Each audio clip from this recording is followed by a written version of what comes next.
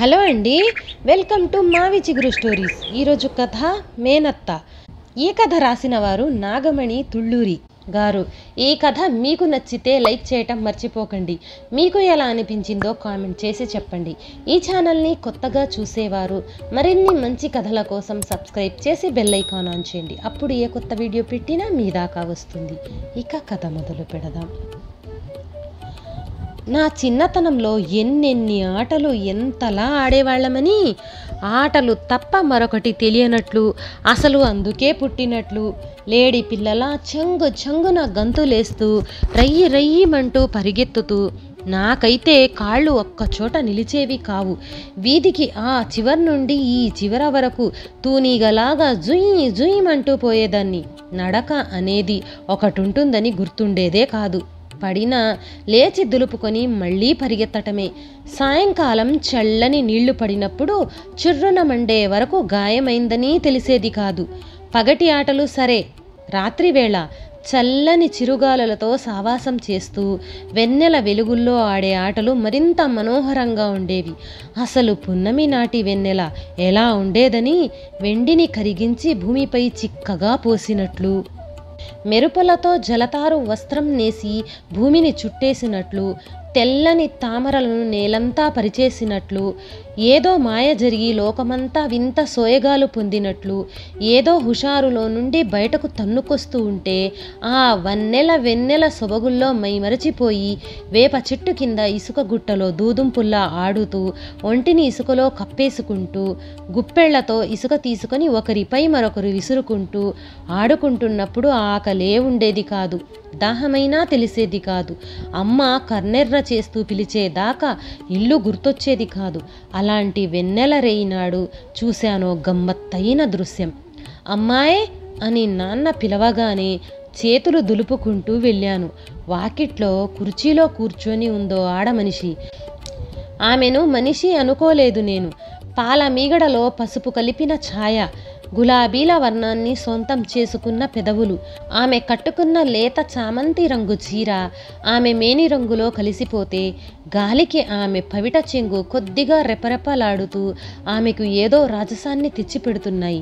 నమ్మండి నమ్మకపోండి మీ ఇష్టం, కానీ ఇన్నేళ్లుగా నా మనసులో మాట ఇప్పటికైనా మీకు చెప్పి తీరాలి. ఆమె చెవిదిద్దులు, మెడలోని నెక్లెస్లోని తెల్లని రాళ్లపై పడిన వెన్నెల కిరణాలు పరావర్తనం చెందుతూ జిగేల్ జిగేల్మంటూ మెరుస్తూ ఉంటే ఆమె నా కంటికి దేవకన్యలాగే కనిపించింది. ఆమె అందమో లేక వెన్నెల చేసిన మాయో నాకు తెలీదు, కానీ మొదటిసారి ఆమెను చూసినప్పుడు నోరు తెరుచుకుని మరీ చూస్తూ ఉండిపోయాను. చిన్న కాఫీ అంటూ అమ్మ మర్యాదలు చేస్తుంది. ఆమె మా మేనత్త అంట, గొప్పింటి కోడలంట, అస్తమాను పుట్టింటికి పంపరంట. చిన్న నీ మేనకోడలు మణి అని నాన్న నన్ను ఆమెకు పరిచయం చేసినప్పుడు పలకరింపుగా ఆమె నవ్వింది. అప్పుడు మరింత మనోహరంగా కనిపించింది. దారి తప్పి ఏ వనదేవతో మా ఇంటికి వచ్చినట్లుగా అనిపించింది. ఆమె ముందు నల్లగా ఉండే మా అమ్మ మరీ తేలిపోయినట్లు ఉంది. మొదటిసారి నాకు మా అమ్మ నచ్చలేదు. ఆమె మితభాషి. చిన్న చిన్న అంటూ నాన్న చెప్పే కబుర్లు వింటూ కూర్చుందే కానీ తనకు తానుగా ఏం మాట్లాడలేదు. ఏం చదువుతున్నామని నన్ను పలకరించనూ లేదు. అందగత్తెలు అలాగే ఉంటారనుకుంటాను. ఆమె ఉన్న 2 రోజులు నేను ఏదో మైకం కమ్మినట్లు, ఏదో మాయ నన్ను గట్టిగా చుట్టేసినట్లు ఆమె వెంటే ఉన్నాను. తన వెనకే తిరిగాను. ఆమెకు వేడి నీళ్లు తోడింది అమ్మ. ఉడుకు అన్నంలో గుడ్డుకూర వేసి పెరుగు వేసి భోజనం పెట్టింది. ఎప్పటిలాగానే నాకు అరగుడ్డే వేసినా, నీళ్ల మజ్జిగ పోసినా మొండికెత్తి ఏడిస్తే బాగోదని తమాయించుకున్నాను.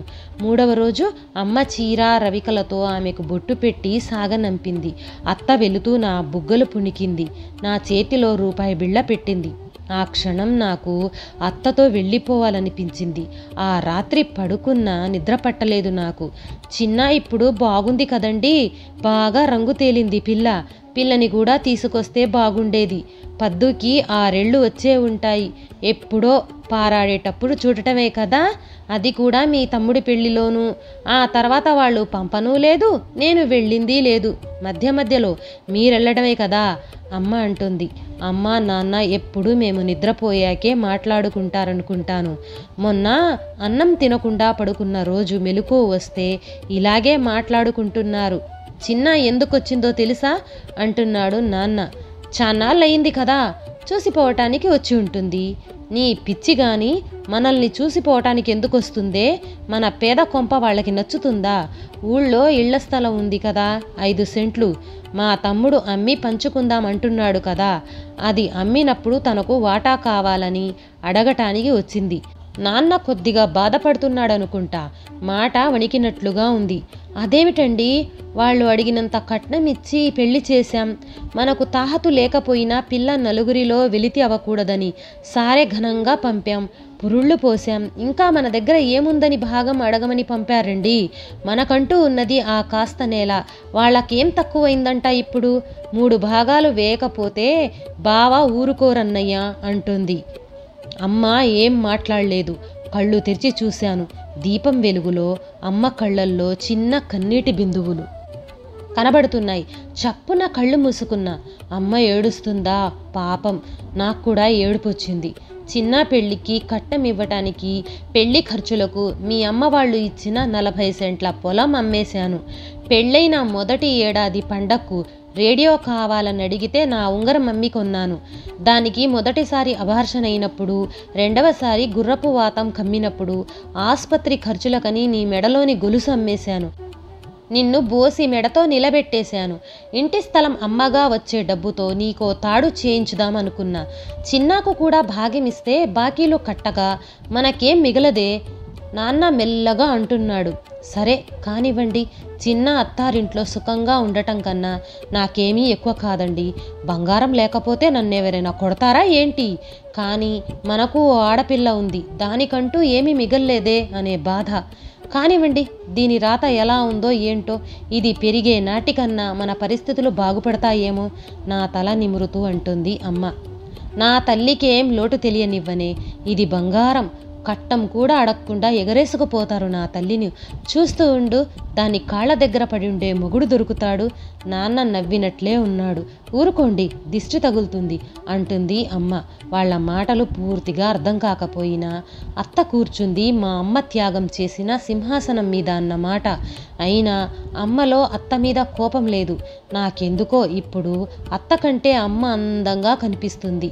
అమ్మ మెడను చుట్టేసుకొని బజ్జున్నా. ఈ కథ నచ్చితే లైక్, షేర్ చేసి తప్పకుండా సబ్స్క్రైబ్ చేయండి.